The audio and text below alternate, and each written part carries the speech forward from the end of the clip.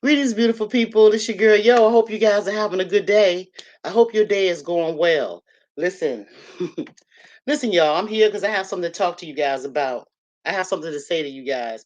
Okay, so um, hang on one second, one quick second. I've been getting like phone calls and stuff like that. Hang on one quick second, guys. Sorry about that. Hold on one quick second. One quick second. Okay,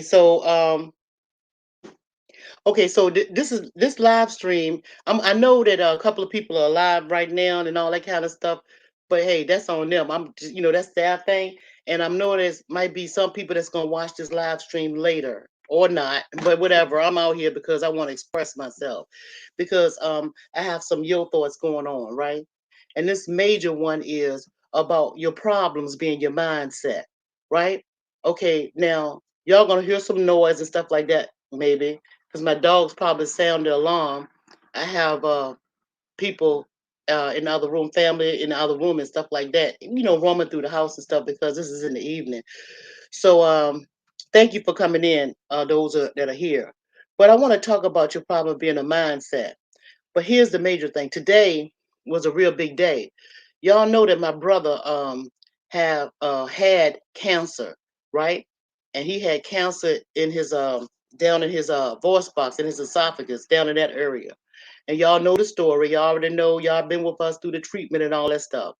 Well, today was a day that I had to go with him to the doctor for them to go and see if the cancer has come back, if they could visibly see the cancer.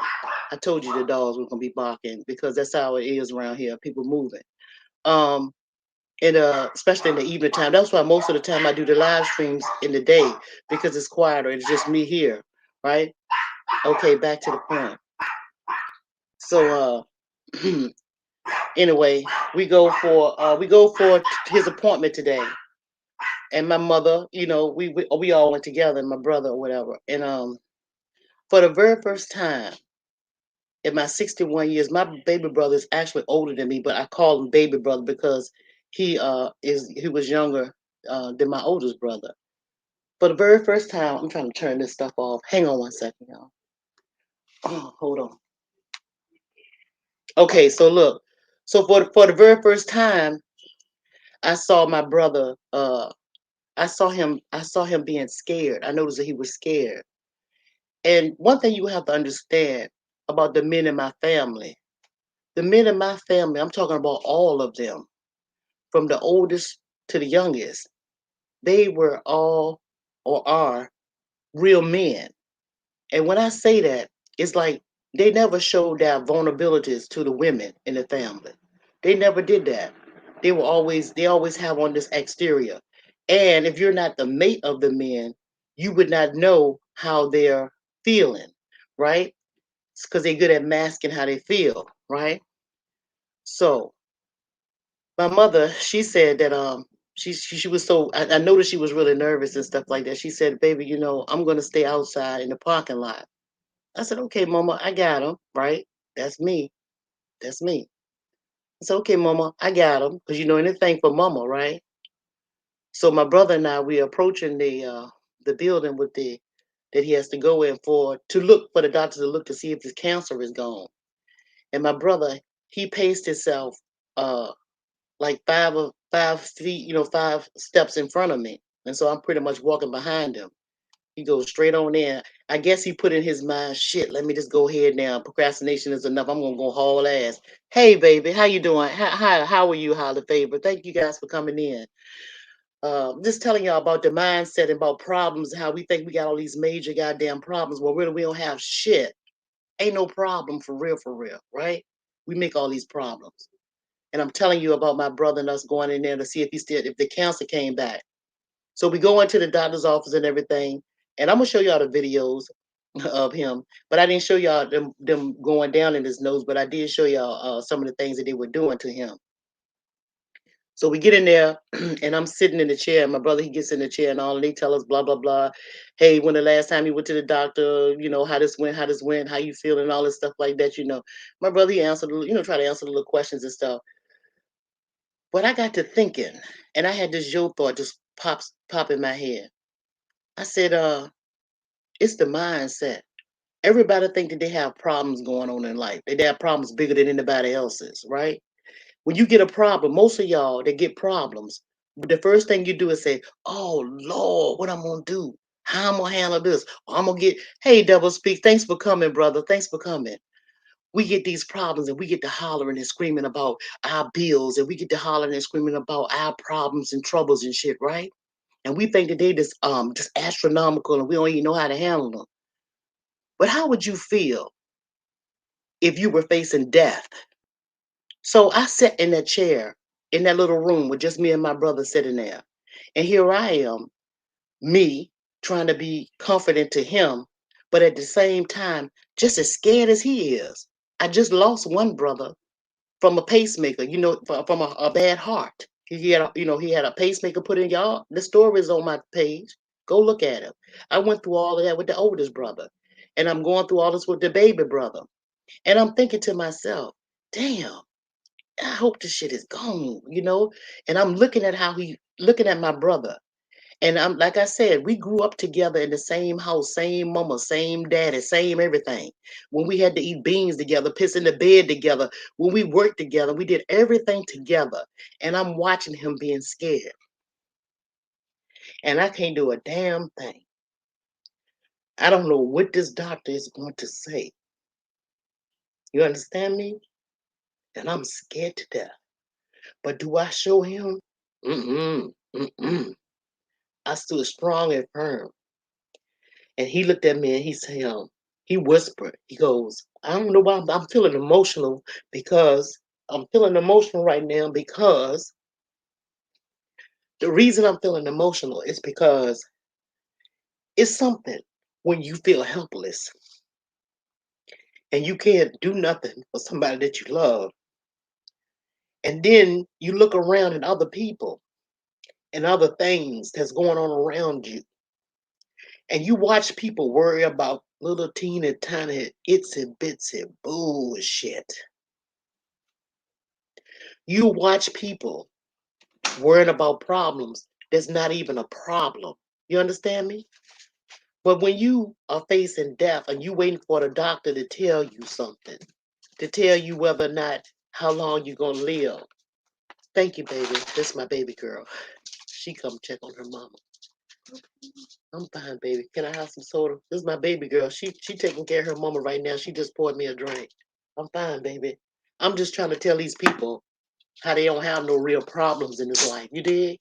Mm-hmm. And I'm letting these people know that little shit that they going through, it ain't nothing. And I'm trying to tell these people, oh, and by the way, this is my first drink.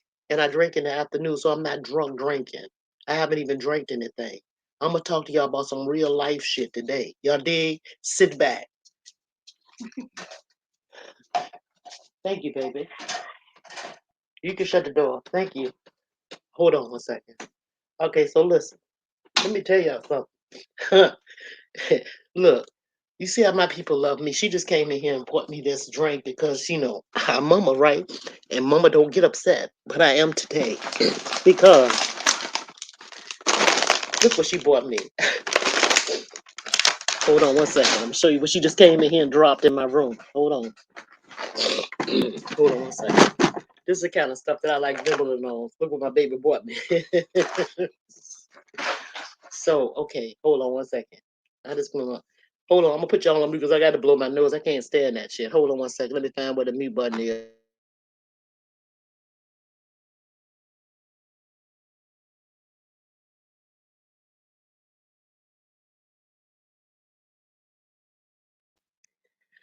Okay, sorry about that. I had to blow my nose. But listen, and I'm not sorry about showing you how I feel, but this is unusual for me because I'm a person that holds in emotions and thoughts and feelings, and I usually manage them very well. But for some reason today, and I'm not a person that have mental cycles and all that shit. I'm 61 years old, so I'm not emotional in that way. Just so you know. But my spirit is really high. And some people go to church and they get this spirit. They get this they get the Holy Ghost and all this stuff. And usually I keep myself at an even tone and I'm always high. I don't told y'all how to stay high. But at this point, like I said, when I'm in there, going back to being into that room with my brother and seeing him for the first time, scared of anything, you know, that really did something to me. It's because I had no control. I had no words, no way to nurture him, no way to, because I didn't want to overstep because they are so proudful.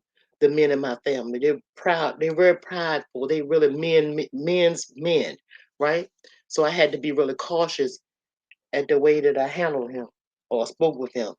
So I'm being my normal self with him, right? And plus they trust me. They trust me. They trust my knowledge. They trust me helping them try to heal them. They take herbs and stuff that I give them. They know what I have. They know who I am. And they want to see what I see. They want to know what I know, right? But I did nothing but just sit there. And this man, the doctor, he comes in, the surgeon that did the surgery for him, he take this he take this tube. First, he had a nurse to come in, and she sprayed some spray in his nose and stuff while he's sitting there. And then she went out the room and said, "Doctor, be back in here to see you in a few minutes." And he says to me, he looked at me, he said, "Sis, I hope it ain't that shit today. I hope it ain't that shit. I hope they don't come back and tell me this shit that I have to, you know, get a trach or anything, and get that trach and stuff like that, because I'm not gonna do that shit." He said, I'm gonna be with our brother." He said, "I'm gonna go with my brother." And he's talking about the one that's already passed, right? That's what he told me. I look at him and I said, you acting like a goddamn fool, man. Go ahead with all that. You just reaching for shit. You don't know what this man gonna say. Stop tripping. I said, and my brother, I said, Ned don't want you there no way. He don't want you with him. Y'all can get along in the same room without y'all ragging on each other and joking and stuff like that. So I kind of played it that way. But then I went back into myself and I said, God damn, wow, what if? Anyway, so when the doctor came in the office, when he came back, the doctor came in to see him. He took this long tube, you know. He was like asking him questions and stuff, and he took this long tube and he went up in his nose or whatever, and it went all the way in his nose, and it goes all the way down. When it goes in your nose, it goes all the way down into the pit, all where your breastbone is, to the center of your breastbone. That's how far that tube went. And he was sitting in the chair and I'm watching, but they numb your nose with that stuff. But he could still, my brother was still like uncomfortable, like, cause he was uncomfortable or whatever. And that man was just digging around in there. He did both nostrils the same way. When he pulled the first one out, the room is completely silent. I'm not saying nothing. My brother not saying nothing. The doctor's not saying nothing, right? We got a nurse standing up against the door with the door shut and the little chart in her hand. And we waiting. I'm waiting. And he went on the other side and did the same thing. So I broke the silence and I said, so how we looking, Doc? And he said, I don't see nothing. It's looking pretty good. Man, when he said that, I just held my composure. I was like, good. He don't see nothing. But he still wanted to go and get a CT scan. So that means they have to take a picture of the center just to make sure there's nothing there, right? That's what they're gonna do. Okay. So yo, why you telling us all of this shit? I'm telling y'all all of this because every problem that you think you have is not a problem. It's your mindset, right? And even at this point, even with my brother, the problem that we thought he was having was going to be that the cancer came back, right? Say that the cancer do come back. So far, he didn't see anything, but he still have to have this in his chest. He still got to have that CT scan just to be extra sure. And he goes, I have to take him next week for that. But he don't go back until December for the big doctor to come back and tell you the real results. But as far as that man could see, the cancer is gone. Still, it's still a question. But when he couldn't see, he didn't see anything, but it don't mean it's not there. So what I'm telling you guys is, if something happens to my brother, even with this problem, right? You scared of a problem is because you scared of the unknown. You scared of the what ifs. So all of your problems that y'all having, It's the what if. What if I get put outdoors? What if my lights get turned off? What if my husband or spouse leave me? What if my kids never speak to me again? What if, what if, what if, right? You cannot live your life being scared of the what if. You have to get up off your ass and you have to work for what you want. In order to get what you want out of this life, you have to be the creator of what you want, right? As long as you live, you're going to have problems arise in your life. Some of them problems you brought on your own self. Most of them you do because you create your own problems in this life. You create your light bills and stuff. You create all of that shit. You create your car note because you choose the car that you drive. So you know how much that bill gonna be, including the insurance and all of that stuff. That's something that you create. Hey, baby, you all the stuff that you create, you are creating all these things. You create them. The clothes bill, the food bill. When you go out to the grocery store, you may have a couple of dollars, but guess what? You created that bill because that shit you put in that basket, you're creating all these things. So, with that being said, if you create them, then you have to deal with them, right? I realized that long ago. And here's another thing. When I say if you want to live a good life, you're going to have to work your ass off. I have had many a jobs. I started working at the age 14. That's being on the white man's payroll. That's what they call it. Mr. Blue Eyes and them. I was 14 years old. That's when I got that paper. But before then, I can remember working for this lady named Miss Pierce. She was an old white lady. We lived 3 blocks over from Miss Pierce's house. I used to get 50 cents an hour. And guess what I used to do? I used to, she had wooden steps, they go wood floors and wooden steps. I used to be her maid. I'm telling you, I was a young girl. I worked my ass off as a young woman. I used to have to take this spray, lemon. It was a lemon wood cleaner. It was a spray that you put on your pledge. That's what it was with a lemon smell. And all of those steps she had, I used to take individual steps, spray the pledge on her with a rag, and she had me wiping that stuff down like that. You see, and y'all might say, well, why your mom and daddy get you to work for that white woman and stuff? You know, I was born in 1962, by the way. Why your mom and them, your parents and them let you do that? Listen, my parents taught me how to hustle, how to work for what I wanted, because that's what they knew. And that's what they did all of their life. And so I learned at an early age how to work, right? I did all of that. I even worked at a nursing home. I got my certification at a nursing home. And when I worked at a nursing home, I had to clean a white women ass. And why I'm saying it like that is because they were nasty to me. Because I'm this little skinny black girl. I'm this little skinny black girl, right? And I'm being nice to these people and everything. And in nursing home, they already had feel sick and all of that stuff, right? But I had to wash asses and wipe their asses. You know, I had 20 patients. I had to lift them and flip them and dry them and tie them. You understand? Feed them. I had to even take them and put them in whirlpools and wash their whole body. I work for every damn thing that I have in this life. And I also work, I told y'all before about working with my brothers on the truck and stuff like that, hauling wood, picking up scrap metal and all that kind of shit. I did all of that.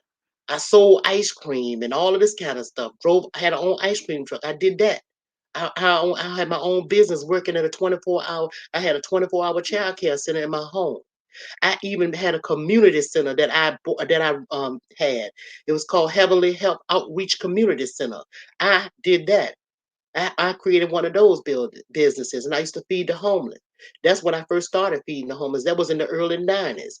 I worked for everything and I also gave. I worked in hotels, cleaning up nasty hotel room beds where you finding condoms everywhere.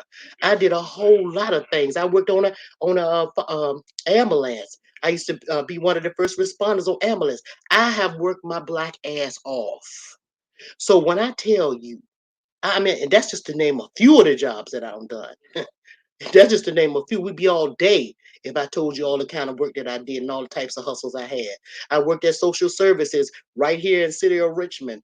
That's why I worked at the social service department. I worked at the hospital, the Medical College of Virginia as a ward secretary, a medical secretary. I worked in the work at a place called Shelter in Arms, where I took people to help them rehabilitate themselves from car accidents, whole heads, half of heads and shit.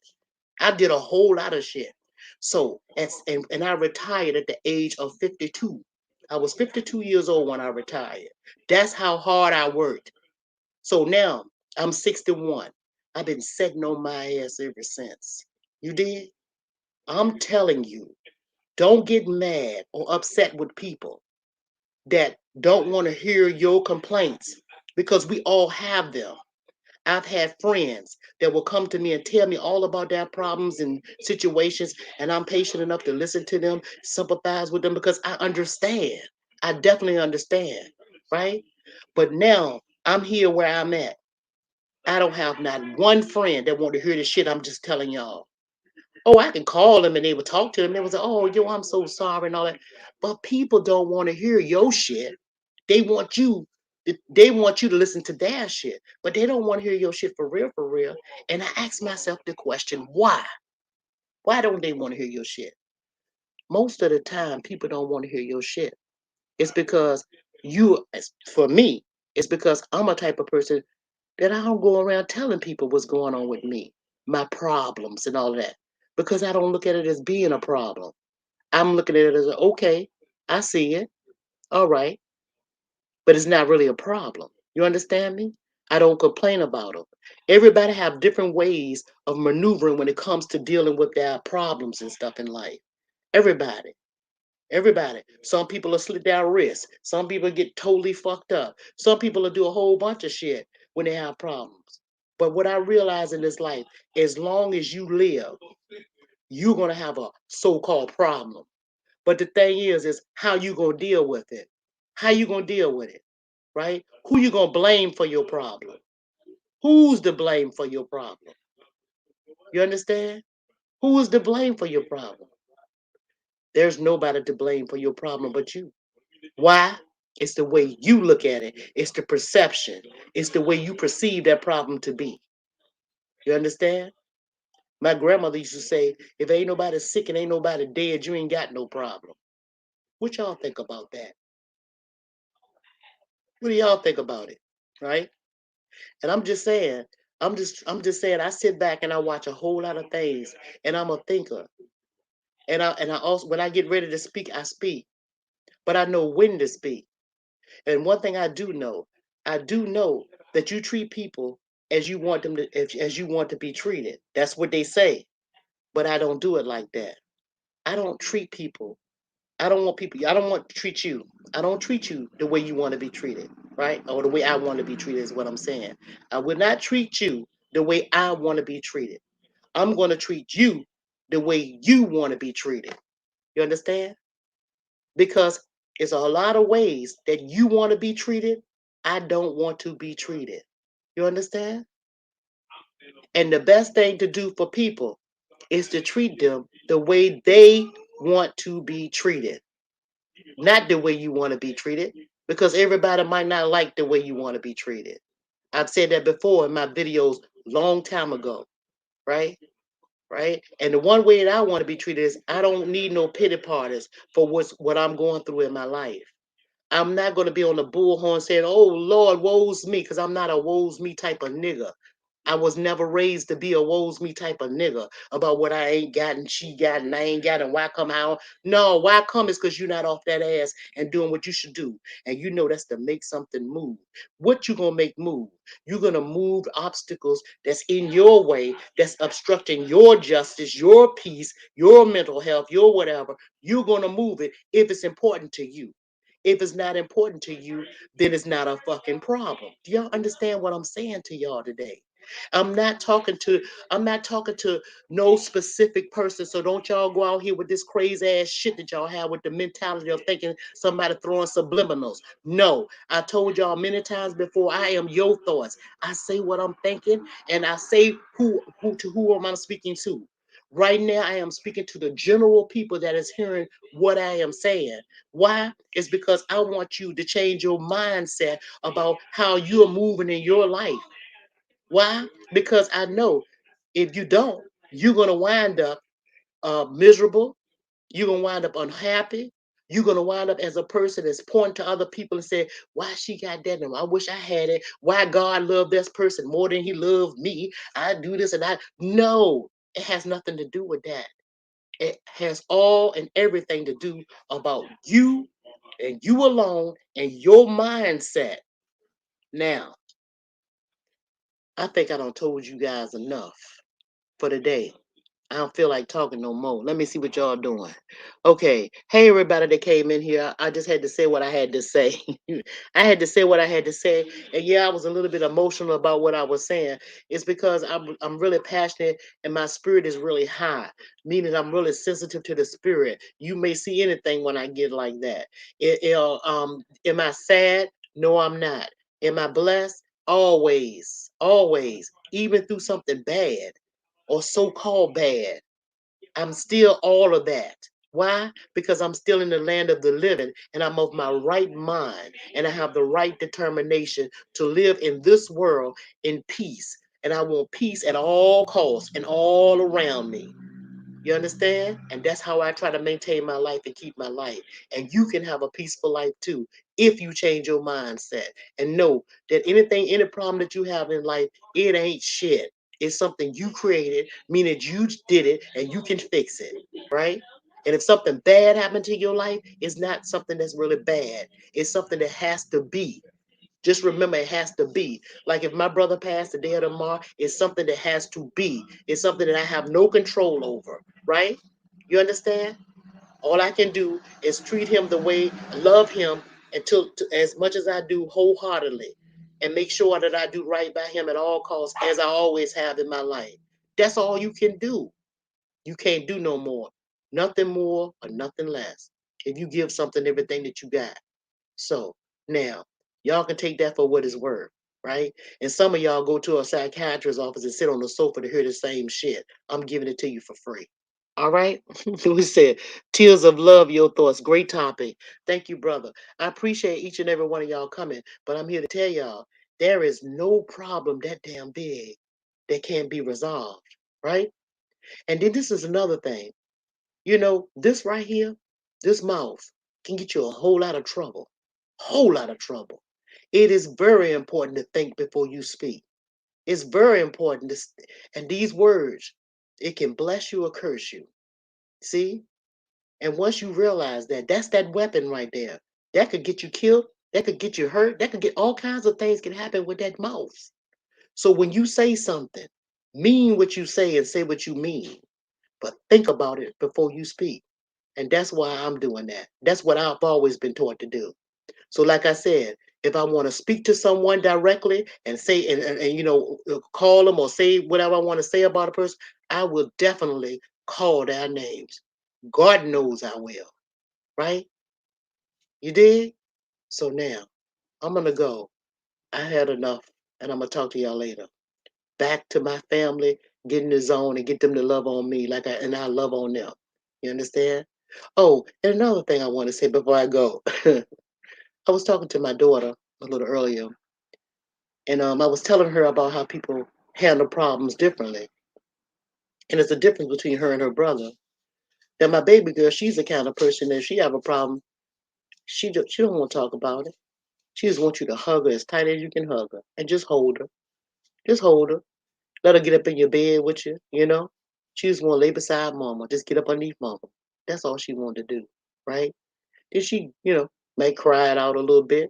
I don't even ask her what's the matter. Nothing like that. Get that little hug from mama. Get that little snuggle from mama. Right? I got a grown dog. Y'all saw her come up in here. And guess what she do? She go and take a little shower and going on in her little hole. She might smoke her a little weed. She might have a little sip. She going on night. The next day, she want to talk. Then we talk. You see? My son, he got a problem. Hey mom, what you doing? Oh no, baby, what you want me to do? I need to talk to you. Let's go. He'll come to me. He's sitting there, he telling me everything. He pouring his little heart out to me. He taking notes and everything. Yeah, that's my son. Everybody handle problems differently. So I say that to say this. Don't expect no one else when you go to talk to them, say you. Go talk to somebody about your problem. Don't expect everybody to be sympathetic to you and your problem because some of them could care less.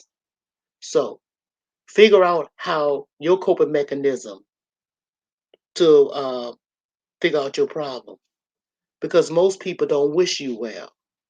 But me, oh, your thoughts, I want everybody to prosper. I wish everybody well. I really do. The rich and the poor. Because I don't give a damn how much money you got. You still got a problem. You still got problems. Just like the poor man. Why? Because we all in the same boat. We all in the same boat. Right? That's as simple as that. You just got a bigger, richer problem. I got a little poor problem. Right? Right? So pick carefully who you speak to about your problems too. Because everybody don't wish you well. I'm telling you, they do not. They do not wish you well. And they prey on your problems. And they're glad that your problems are increased. And what they do, by them putting that energy of rejoicing in it, it increases your problem. Why? You don't know. That energy that they feed into your problem, it makes it worse. But better yet, sit down and before you make any purchases on things, houses, cars, or and you have 50, 11 lights on in your house and all that kind of crazy shit, while broke people are out here so busy impressing broke people. Because we all broke people, impressing broke people. Don't try to impress nobody because you'll find yourself with a so-called problem trying to keep up. No, just do you. Do you. Yeah, do you. That's another way to keep peace in your valley. I could care less what's the I can't even tell you. I probably don't even know how to spell the name brand shit that people have or whatever. I probably couldn't even do all of that because that's not important to me. All right. Food, water, and shelter and family. I'm talking about real family. Because all family ain't good family, because you know some people don't even speak to people. But I'm saying actually your immediate family, right? Food, water, and shelter. Take care of that. That's your best bet. Keep your circle small as you can keep it. Small as you can keep it. Just keep it as small as you can keep it. And hell, you don't really have to have no circle. Why? Because you the center of the circle. You just keep that straight. You keep that straight. All right? All right, now I'm gonna talk to y'all later. I know I should have been reading all these comments, and I'm sorry. Hey Denise, how you doing, baby? You want to repair? Yeah, you want to repair it? I'm gonna just read something real quick. I might want to smoke a little W332. Yeah, thanks, yo. Hey, y'all, I appreciate y'all stopping through. I really do. Mm-hmm. Yeah. I appreciate y'all. Sorry not watching all the comments and stuff like that, but thanks for stopping through and just listening to yo. I hope I helped y'all in some of the things that I said. I hope I did. Somebody will hear it. I just told someone today how to get rid of messy mess. Yeah, I'm just telling you. You keep that circle small. You don't want no whole lot of confusion in your life. You don't want all of that. You want to live in peace. You want to live in peace. You want to be happy and have joyful things around you, beautiful things around you, beautiful people, beautiful things, loving things, right? Because guess what, y'all? Y'all keep on thinking tomorrow coming. Keep on thinking tomorrow coming. Keep on writing on your calendars about tomorrow and what you got planned for tomorrow. Keep on doing it. Keep on doing it, right? Yeah, you definitely are not promised tomorrow. And before you know it, you'll be an old lady like me. But I'm gonna tell you one thing. I done did what I needed to do. So if I go today or tomorrow, I won't be scared to face the maker or whoever that is on the other side. I would have no regrets. No regrets. Why? Because I treat people right all through my life. All through my life. So I wouldn't even be scared if something happened to me. And how can you be scared of something that you don't even know nothing about? You had people tell you there's a heaven and a hell, but let Yo tell you something, a major secret that you need to know. Heaven and hell is right here and right now. How you want to live? I choose to live in heaven. The streets over here, they paved in gold right here. That don't mean that I'm rich and all that stuff. No, it's paved in gold, meaning hard work, persevering, sweat, tears, all kinds of shit. I can even remember not even having gas to get to work one day. What did I do? I didn't even have money to catch the bus. What I did, I got off my ass and I got up early and I walked to work and walked home. See, it's ways to solve your problems. ways, but you have to be willing to do it. You, only you, because nobody should love you more than you do. You understand? So there you go. Say it, yo. Gold all around. Yes, it is, baby. All around me, baby. I'm gonna get some loving for my family. I'm going right on up there and get right up on that sofa, hubby in that reclining chair. And that right there, I'm going right on that sofa right there. And I told y'all what baby girl is. She in her space. Hell, I told you she fixed me this drink. I think I'm gonna go in there and let her smoke her thing and sit there and talk to my baby girl. That's my heaven right there. That's my peace, right? And my son already texted me and said, Mom, I'm at work. See, everybody in place, right? That's peace. Peace of mind is everything. Mindset is everything. Everything. Don't let nobody disturb it, y'all. I'm here to tell you, don't do that. Don't do it. All right. I'm gonna talk to y'all later. Thanks for listening, y'all. Peace, everybody. Have a good night.